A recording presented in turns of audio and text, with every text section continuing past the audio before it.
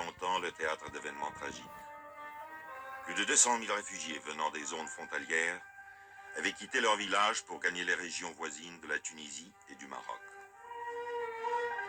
Ils n'amenaient que ce qu'ils pouvaient porter sur leurs épaules.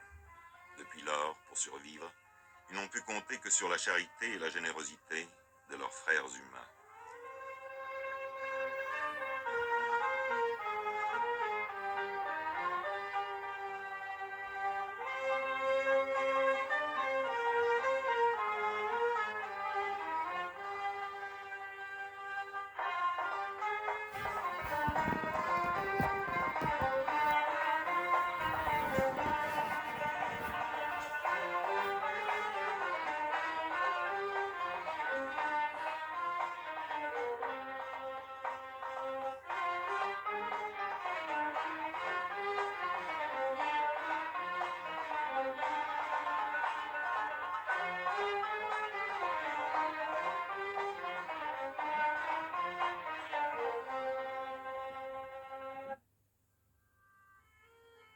Dans tout l'islam, la religion et un même mode de vie unit les croyants.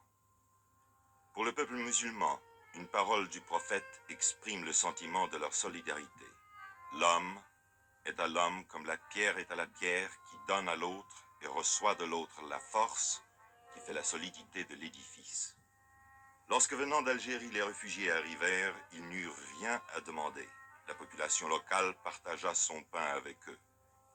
On les reçut comme des voisins chez des voisins.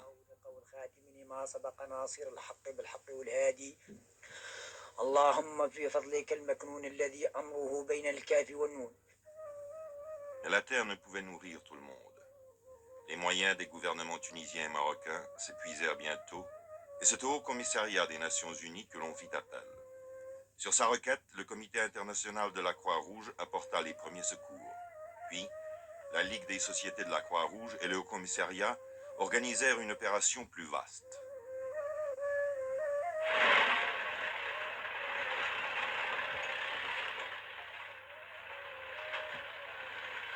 Dès lors, depuis 1959, l'aide aux réfugiés en Tunisie et au Maroc se fit principalement selon ce programme. Plus de 275 000 rations par mois ont été distribuées à partir de cette année-là, au Maroc par 27 centres et par 33 en Tunisie. À Fidig, petite ville marocaine dans le Sahara, la distribution a lieu le 12 de chaque mois. L'équipe arrive la veille au soir après des heures épuisantes de voyage sur les rudes pistes du désert. Le chef d'équipe, un Suisse, fait le point de la situation avec le caïd.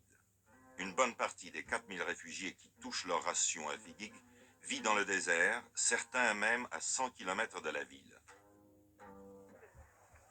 Dès que le soleil apparaît au-dessus de l'horizon, commence l'arrivée des réfugiés.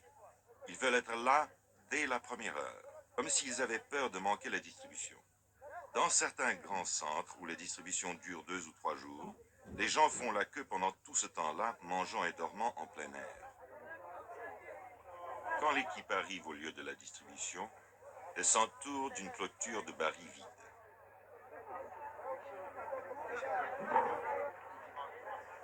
Voilà les queues maintenant organisées, les femmes d'un côté, les hommes de l'autre.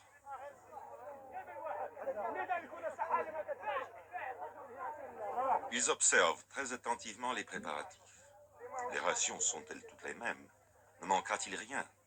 Mais l'atmosphère générale est plutôt à la bonne humeur, même si parfois il faut intervenir pour prier quelqu'un de reprendre sa place dans le rang. Les vieux sont assis en cercle au milieu. Dans toutes les communautés musulmanes, les plus vieux chefs de famille sont entourés d'un grand respect. C'est pourquoi on leur laisse la priorité.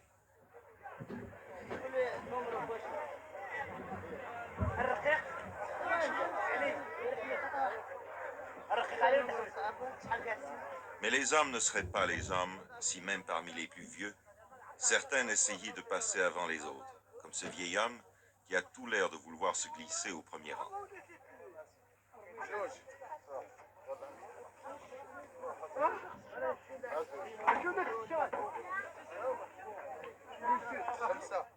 Chaque membre de la famille touche 120 grammes de savon.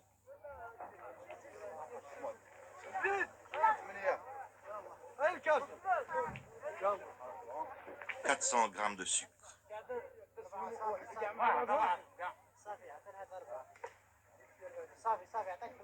400 grammes d'huile comestible, en fait la seule matière grasse utilisée dans la cuisine arabe. Les quarts de ration sont chaque fois soigneusement pointés. Les vieux servis, vient le tour des autres. À une certaine époque, les femmes étaient servies d'abord, mais à Figuig, les chefs de famille malins envoyaient tous leurs femmes, et les hommes qui venaient des lieux les plus éloignés devaient attendre jusqu'à la fin.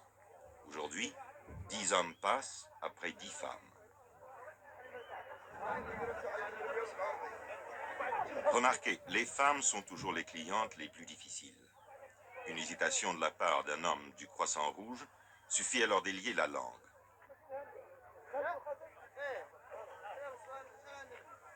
C'est dans cette ancienne église que l'archevêque catholique de Casablanca a mise à la disposition de l'opération de secours que se fait la distribution de blé et de riz. Chaque réfugié a droit à 10 kilos de blé et 2 kilos de riz. En Afrique du Nord, chaque famille cuit son propre pain et fabrique sa semoule pour le traditionnel couscous. Un plat de semoule cuit à la vapeur, des légumes bouillis et de la viande ou du poulet, s'il y en a. Certains réfugiés n'ont pas touché à la viande depuis plus d'1 an.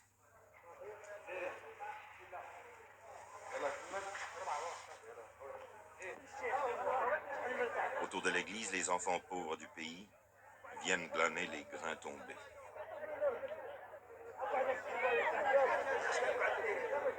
La charité n'est pas le privilège des riches.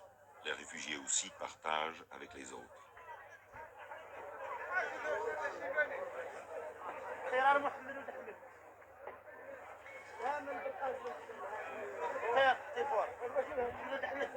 En moins de 2 heures, la distribution est faite. Certaines familles disposent en commun d'un moyen de transport mécanique. Mais la plupart repartent avec leur âne chargé de provisions mensuelles. La famille, ce n'est pas seulement le père, la mère et les enfants, mais aussi les grands-parents, les frères, leurs femmes et leurs enfants, et parfois aussi les cousins. Il arrive qu'une famille forme un groupe de plus de 20 personnes.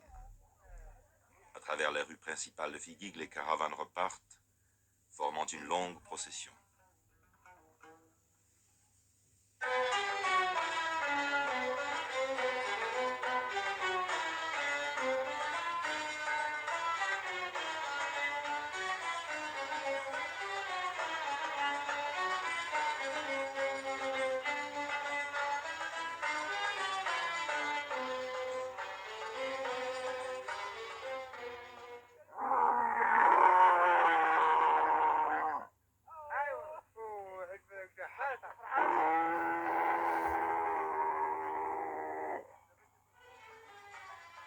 Une fois par mois, les chefs de caravanes bédouins, eux-mêmes réfugiés, ont encore des marchandises à transporter, les rations destinées à leur tribu en exil.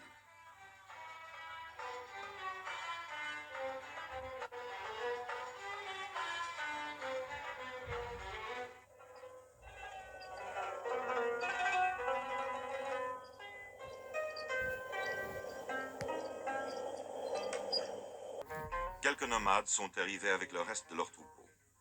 Cette famille possédait plus de 300 bêtes, mais la plupart furent tués ou moururent pendant l'exode.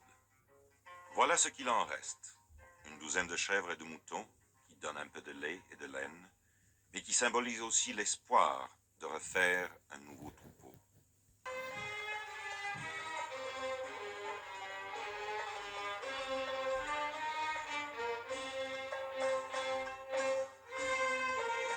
L'offre est acceptée, le marché conclu.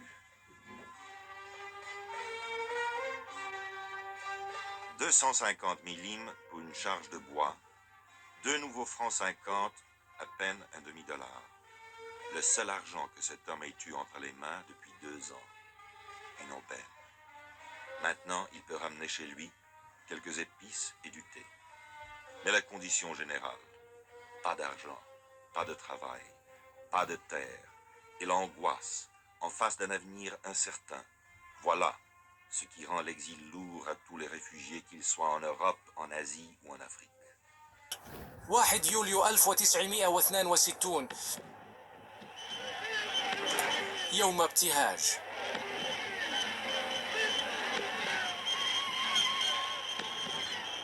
على الواجهة البحرية يحتفل الشعب الجزائري باستقلاله. بعد 132 عاما من الوجود الفرنسي ولد بلد جديد، الجزائر.